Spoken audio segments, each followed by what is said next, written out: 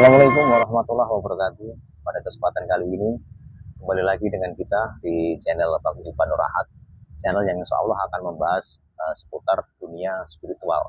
Bagaimana kita bisa mengelola tenaga diri kita berkesinambungan dengan tenaga alam, kita jadikan tenaga yang luar biasa untuk bisa memantapkan kekuatan internal kita supaya bisa dijadikan pegangan atau menjadikan fondasi kita untuk memantapkan iman kita kepada Allah Subhanahu wa taala.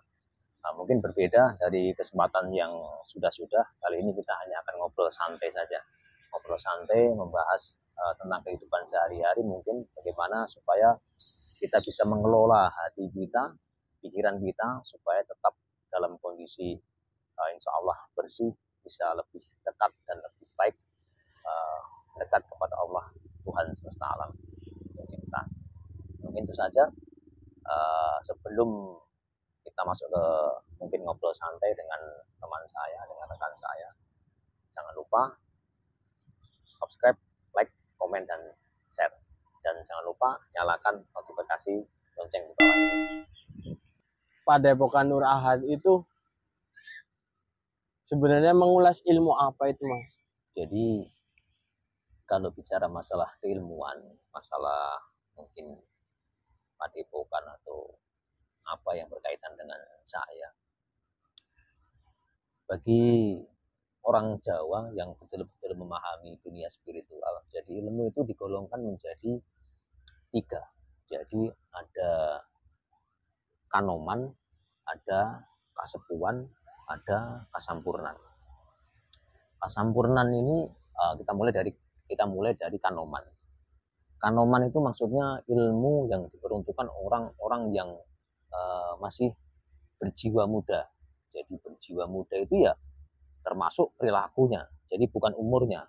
Banyak orang yang tua tapi perilaku dan kelakuannya, jiwanya masih muda. Dalam artian contohnya bagaimana ilmu kanoman?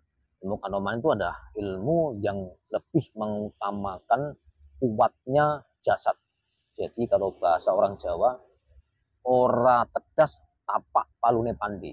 Jadi tidak mempan dibacok dan dipukul atau apa dengan palu dan lain sebagainya. Yeah. Jadi beratnya kayak kebal, kayak mungkin ajian-ajian apa itu, kayak mungkin kalau di film-film kolosal mungkin ada kayak rontek apa lain sebagainya. Itu ilmu kanoman. Jadi ilmu yang hanya memang untuk dunia. Jadi untuk dilihat orang, untuk diagul-agulkan, untuk diagung-agungkan cuma di dunia. Itu ilmu kanoman. Ada lagi ilmu kasepuan. Jadi ilmu kasepuan itu sudah di level tengah. Jadi antara ilmu kanoman dan ilmu kasampurnan. Jadi ilmu kasepuan ini sudah mencoba mendekatkan diri kepada Allah. Cuman masih tetap menggunakan ilmu yang kadigdayan tadi. Suatu contoh mungkin ajian lembu sekilan, mungkin ajian, suatu contoh lagi bolos rewu, seperti itu. Jadi ilmu ajian lembu sekilan itu mungkin kan kalau yang bagian yang memahami spiritual paham lah. Jadi saat dibacok atau dipukul itu jeda 1 jengkal itu dia udah nggak nyampe. Jadi mau dipukul atau dibacok itu udah nggak nyampe, kurang sejengkal. Atau mungkin kalau ditembak ya kurang sejengkal lagi meleset. Itu lembu sekilan. Kalau bolos rewu ini sebetulnya mungkin orang-orang lebih banyak memahaminya bolo sewu. Nah, sebetulnya itu namanya bolos rewu. Bolos rewu itu ibaratnya satu orang itu mempunyai kekuatan 1000.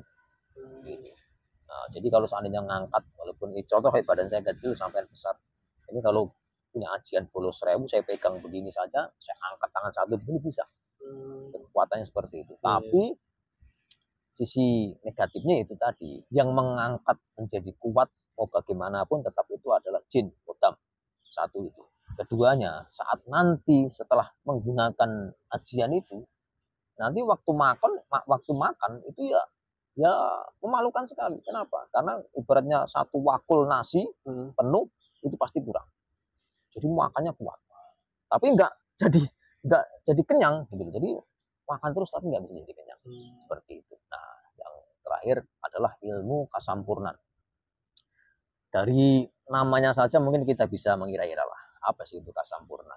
Jadi kalau lebih kita panjangkan itu adalah kasampurnan sangkan parane dumadi. Jadi maksudnya kasampurnan sangkan parane dumadi itu adalah sangkan parane. Maksudnya kita datangnya dari mana, awal mula kita di dunia ini datangnya dari mana, dan kita harus akan kembali kemana itu harus tepat. Jadi kita datangnya dari sana atas izin Allah, atas perintahnya Allah kita datang ke bumi, terus kita kembali ya karena Allah.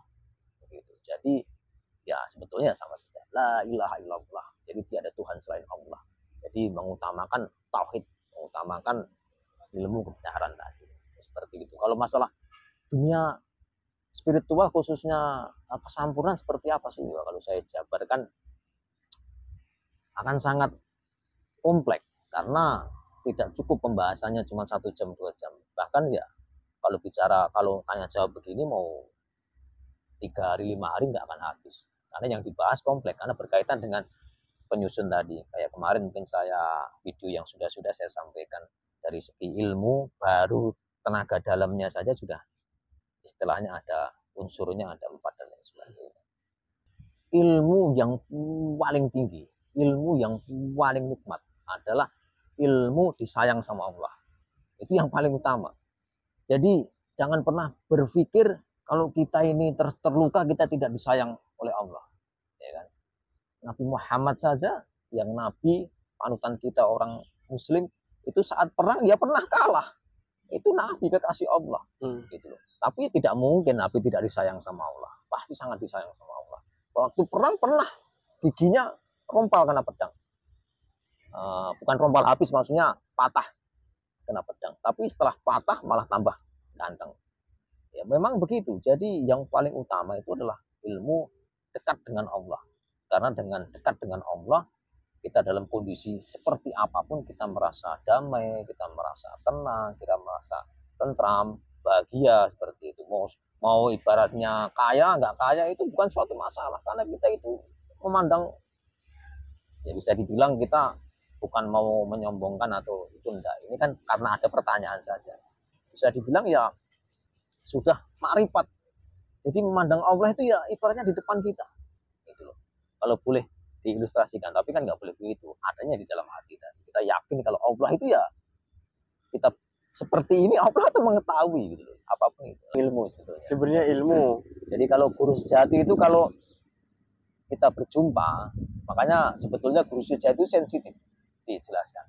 Intinya daripada guru sejati itulah kayak kalau kita berjumpa dengan beliau ini, itu wajah, diri, pakaian itu sama dengan apa yang kita kenakan saat itu. Kalau saya lagi pakai kaos yang biru begini, celana hitam begini, saat saya jumpa begitu ya sudah sama kayak saya, wajahnya begitu sama. Cuman yang membedakan beliau ini di belakangnya begitu bersinar. Berarti watak, sifat sama perilakunya sama persis. Beda. Oh, beda. Mau bagaimanapun guru sejati lebih adem, lebih pengetahuannya lebih luas, pengetahuannya lebih tinggi. Makanya di keilmuan itu guru sejati itu tempat kita bertanya. Kalau kita sudah pengen ketemu guru, udah bisa ketemu guru sejati nih, kita lagi kena ada masalah, kita mengobati orang, contoh di saya ya. Tapi kalau saat ini saya udah jarang menggunakan itu. Tapi kalau dulu awal-awal saya sering menggunakan. Jadi kita mengobati orang, kita ketemu jalan buntu. Maksudnya waduh apa ini solusi obatnya ini. Kita nanya ke guru sejati, kita tanya. Ya nanti kayak ngobrol biasa begini. Ini si A ini sakitnya begini-begini. Terus kira-kira obat yang paling cocok itu penyembuhannya itu apa? Itu nanti dijawab. Oh ini masalahnya begini. Kita bertanya. Betul. Kalau cara bertemu guru sejati yang paling ringan, caranya gimana ini? Jangan yang berat-berat, maksudnya biar buat wawasan yang lain, pengen belajar, ketemu guru sejati. yang ringan-ringan aja kalau kalau bisa, jangan yang berat-berat, buat saya aja yang berat. Kalau bicara paling ringan, itu puasa weton, itu setiap kali weton itu 3 hari 3 malam puasa ngebleng, terus itu selama 7 bulan setiap kali ketemu weton, 1 bulan kan 1 kali weton tuh, 1 kali memperingati hari kelahiran, contoh Senin Iya, Pahing, iya. itu kan sebulan pasti sekali, 1 bulan. bisa 7 bulan sekali. Jadi saat sekali itu 3 hari 3 malam itu puasa ngebleng, itu 7 bulan, itu udah paling ringan Itu paling ringan. paling ringan. Karena saya bilang tadi kalau guru sejati itu sebetulnya itu paling levelnya paling tinggi. Cuman ini teman-teman perlu diingat, kita rawan belajar guru sejati. Maksudnya resikonya tinggi. Kenapa? Karena kalau kita tidak didampingi dengan pembimbing yang benar-benar tahu, pembimbing yang benar-benar ngerti, itu bahaya. Jangan-jangan yang kita temui bukan guru sejati, jangan-jangan yang kita temui jin. Apa bisa mungkin? Mungkin. Diserupai gitu. Mungkin. Karena pernah pengalaman itu dulu saudara saya seperti itu. Jadi waktu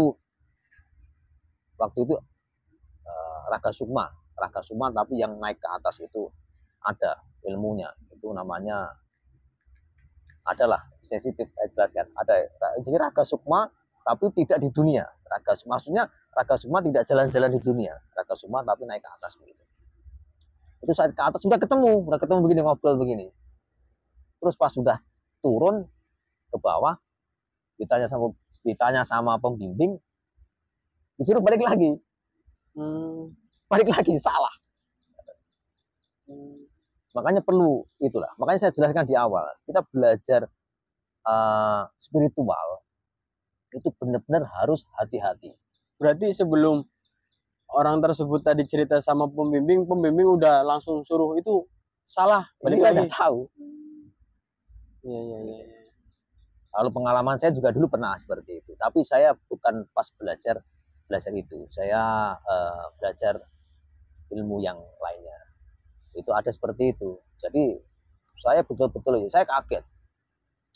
Dalam hati saya, apakah ini cuman istilahnya angan-angan saya sendiri atau bagaimana? Jadi kita itu ada ilmu itu yang dimana kita menggambar begitu di angin lah, di awang-awang begitu kita gambar. Kita mau gambar naga, kita mau gambar macan, kita mau gambar apa, itu menggunakan tenaga dalam kita gambar begitu, terus kita pakai energi alam tadi, tentunya itu ada ilmunya, itu bisa wujud menjadi makhluk. Wujud.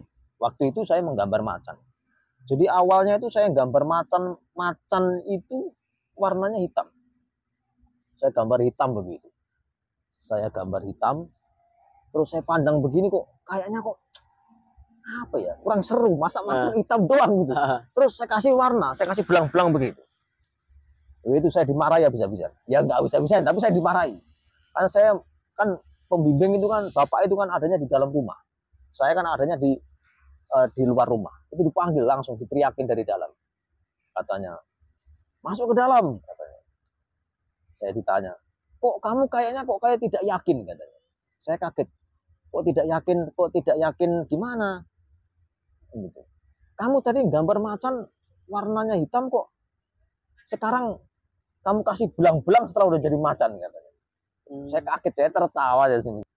Real buktinya seperti itu. Contohnya begitu. Jadi kalau memang salah, sebelum kita mengutarakan itu sudah pasti sudah ditegur. Itu tapi ya makanya kembali lagi kita butuh pembimbing yang benar-benar paham, yang benar-benar tahu. Jangan sampai salah pembimbing karena risikonya tinggi. Kalau kita salah pembimbing atau mungkin pembimbing yang belum ahli, akhirnya kita salah jalan, itu bisa mengakibatkan stres, bahkan bisa menjadi gila karena ya salah jalur tadi. Gitu. Berarti di Padepokan Nur Ahad hanya satu mempelajari yang namanya Kasampurnan, tidak Kanoman dan tidak juga Kasapuan. Berarti ya, kita tidak pelajari itu karena ilmu yang tertinggi seperti saya sampaikan di depan itu adalah ilmu dekat dengan Allah. Maksudnya kita dekat dengan Allah itu adalah sudah nikmat yang paling tinggi. Jadi tidak perlu lagi ilmu-ilmu yang seperti tadi. Karena perlu diingat satu hal, kalau kita mempunyai ilmu kebal, ya teman-teman semuanya, kalau mempunyai ilmu kebal atau mempunyai ajian-ajian, perlu diingat, saya mengingatkan, itu berarti ada jin di diri Anda.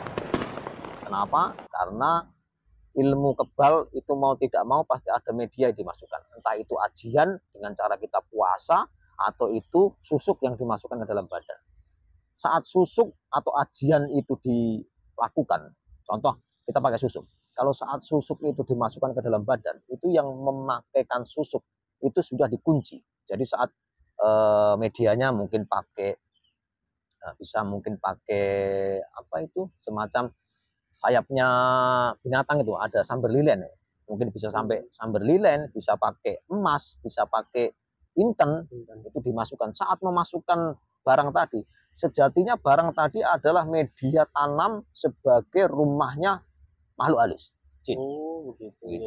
Nah, saat itu sudah dimasukkan ke dalam badan, itu sudah dikunci. Jadi badan ini memang kondisinya sudah langsung masuk, langsung tertutup ya waktu itu, terus ini kan dilukai gitu ya, dimasukkan begitu. Ada yang dilukai, ada yang cuma ditempel begini, tahu-tahu hilang. Ya, hilang. Begitu. Ada. Nah, itu sudah dikunci. Jadi saat sudah dikunci itu, walaupun si pelaku tadi sudah melanggar pantangan, pasti kan dikasih tahu, oh pantangannya tidak boleh ini, tidak boleh itu. Saat pelaku tadi atau orang yang mempelajari atau meminta ilmu kebal tadi, atau dengan media susuk tadi, itu melanggar pantangannya, pasti susuk atau kebalnya hilang. Hilang, tapi perlu diingat, sejatinya jin di dalam dirinya itu belum hilang, karena sudah terkunci. Nah, itu perlahan tapi pasti akan merusak jiwa, merusak diri dari dalam. Itu satu kalau menggunakan media tanam tadi, susuk tadi. Kalau menggunakan ajian, itu kalau ajian itu pasti dia bertopolaku, alias mungkin bisa dibahasakan puasa. Saat puasa mungkin dia ngebleng, mungkin dia mutih, mungkin dia ngeropoh, lain sebagainya. Itu sebetulnya dia membuka portal tadi, membuka portal dimensi diri tadi. Tujuannya apa? Itu untuk menarik jin yang sudah kontrak dengan ilmu tadi. Oh iya, iya. Karena saat dia itu bertopolaku puasa, itu kan sekaligus membaca mantra yang sudah diberikan. Mantranya apa saja lah. Nah, itu saat dia membaca sambil berpuasa, itu menarik jin yang sudah kontrak dengan ilmu tadi. Nah, itu setelah sudah masuk, nanti sudah selesai, ketemu dengan pembimbing, dengan guru yang mengajari, itu dikunci, ya sudah di dalam dirinya. Nah, logikanya begini, kalau badan kita ini jadi satu dengan jin, bersekutu dengan jin, bagaimana kita bisa dekat dengan Allah? Tentu tidak akan bisa, karena jasad kita sudah kotor. Makanya banyak orang-orang tua yang dulu-dulu, yang mungkin hidupnya di masa penjajahan, entah nenek-nenek, entah kakek-kakek, saat meninggal susah. Ya tentunya meninggal itu pasti sudah kehendak dari Allah. Cuman mungkin ada ujian, ada siksa sakaratul mautnya berbeda. Seperti itu. Karena ya mungkin itu tadi, masih ada pegangan-pegangan yang belum dikeluarkan, belum dibuang. Itu kalau boleh tahu, maksudnya jin masuknya itu masuk ke dalam hati, apa hanya menempel di kulit? Sedangkan kan manusia ini udah banyak yang di dalam, ada jantung, ada paru-paru, ada usus kan. Itu masuknya kemana? Perlu diingat, kalau jin itu bukan makhluk giat, bukan makhluk yang padat. Jadi jin itu adalah makhluk halus. Jadi dia bisa nempat di mana saja semau dia. Makanya kadang-kadang kalau ada ruqyah, di ruqyah gitu ya, itu kalau pengruqyahnya itu kurang profesional, kadang-kadang sekali ruqyah gitu, wah udah, sudah selesai, sudah muntah, sudah apa. Itu kadang-kadang masih bersembunyi di limpahnya, atau di pedunya, atau di paru-parunya, atau di mana. Gitu. Karena dia pindah-pindah. Seperti itu. Itulah makhluk jin seperti itu kan, tipu dayanya luar biasa. Makanya dibilangnya, apalagi orang-orang, maaf saya singgung sedikit, tapi kalau apabila ini menyinggung, saya mohon maaf sebesar-besarnya. Orang yang merasa mempunyai kodam pendamping dan merasa bangga akan itu, sehebat apapun kodam pendamping itu tidak ada apa-apanya dan tidak ada manfaatnya sama sekali. Kodam pendamping mau bagaimanapun itu tetap saja jin, dan itu tidak baik. dimiliki manusia. Apapun itu tetap kepasrahan diri kita mutlak hanya kepada Allah Subhanahu wa taala. Itu saya pernah dengar masalah jin pendamping. Maksudnya jin pendamping itu jin khorin apa jin kodam yang disuruh dari keturunannya nenek moyangnya buat ini dampingin si bocah ini, kan ada tuh cerita kayak gitu. Itu gimana, Mas? Nah, jadi jin pendamping ini yang saya maksud adalah kodam.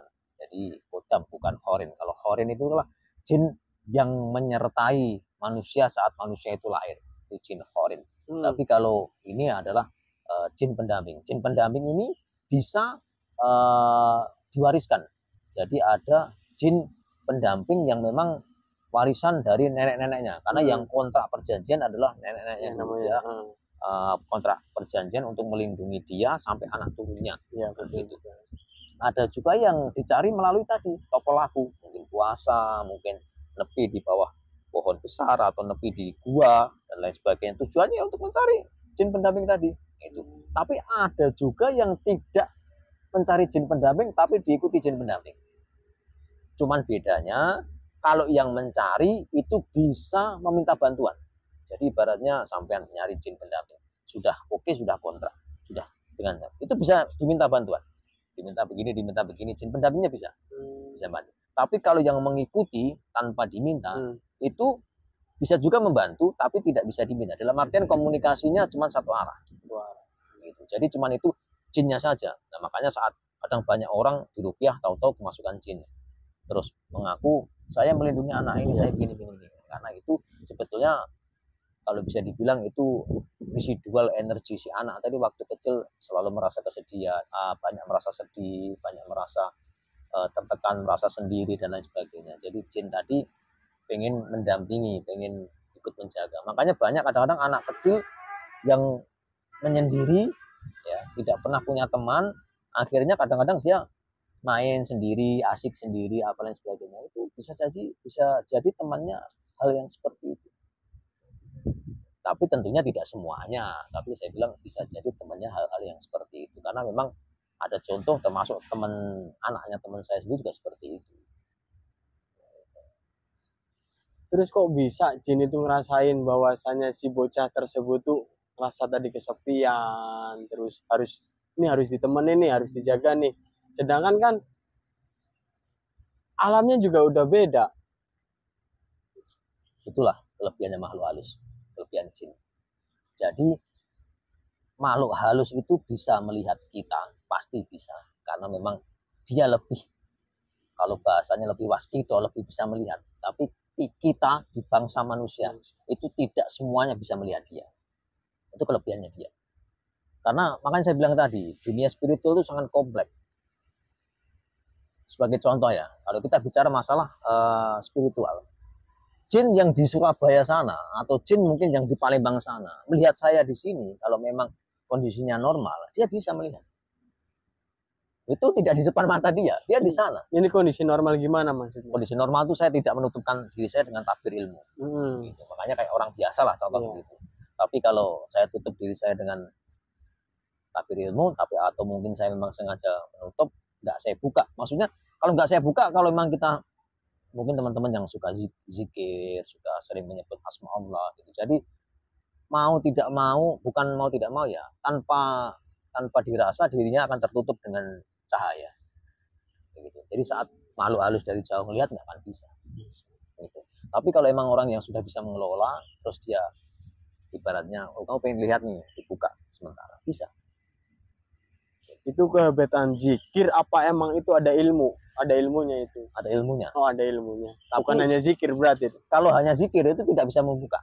Jadi kalau hanya zikir itu bukan kendali kita. Itu kehendak Allah. Jadi bukan kendali kita. Jadi kalau ada zikir kan, kalau kita bagus akhlaknya, bagus hatinya, bagus pikirannya, kita akan diselimuti dengan tabir cahaya tadi. Nah, itu kita tidak bisa, ibaratnya buka tutup semau kita itu nggak bisa. Tapi kalau kita sudah sering menyebut asma Allah, kita sering berzikir lain-lain, kan hikmatnya lain itu ya yang lain, mungkin subhanallah atau alhamdulillah atau la ilaha illallah, tergantung kemantapan hatinya, atau ya hayu ya qayyum atau ya hanan ya manan, tanyalah. Itu dibarengi dengan ilmu, tentunya kalau saya ilmu yang saya pelajari tadi. Itu kalau ada makhluk halus begitu ya, pengen bisa melihat wajah gitu, bisa dibuka, nanti tutup lagi. Berarti bukan hanya zikir ya? Ya, karena zikir itu pemberian langsung oleh Allah kan gitu. Maksudnya takbirnya tadi kan gitu. Tapi setelah kita sudah diberi, kita dibarengi dengan ilmu kan, bagaimana caranya sih istilahnya mengelola yang sudah ada tadi menjadi hal yang lebih baik lah. Saya ingat itu Mas, zikir itu ada tuh, banyak lah sebagian orang yang menghafalin zikir berapa ribu, berapa ratus, itu difungsikan itu bikin buat ibaratnya rezeki lancar kah, ataupun bahasanya itu terus dialiri rezeki-rezeki yang sekiranya dia minta itu, katanya itu bisa dikabul. Apa zikir itu seperti itu ngaruh juga Mas ke masalah rezeki? Kalau bicara masalah ngaruh dan tidak ngaruh, perlu saya ingatkan kalau rezeki tetap saja rezeki itu adalah pemberian hak dari Allah. Jadi kalau bagi saya pelaku-pelaku yang seperti ini baik. Baiknya maksudnya begini, lebih baik daripada yang tidak zikir, maksudnya begitu. Tapi kalau saya pribadi, kalau sudah zikir menyebut asma Allah, ya sudah, sebut saja asma Allah, Allah yang menciptakan kita, sesembahan kita, sudah, kita tidak perlu istilahnya menyebut asma Allah. Masa menyebut asma Allah harus minta imbalan? Masa menyembah kepada Allah yang menciptakan kita minta imbalan?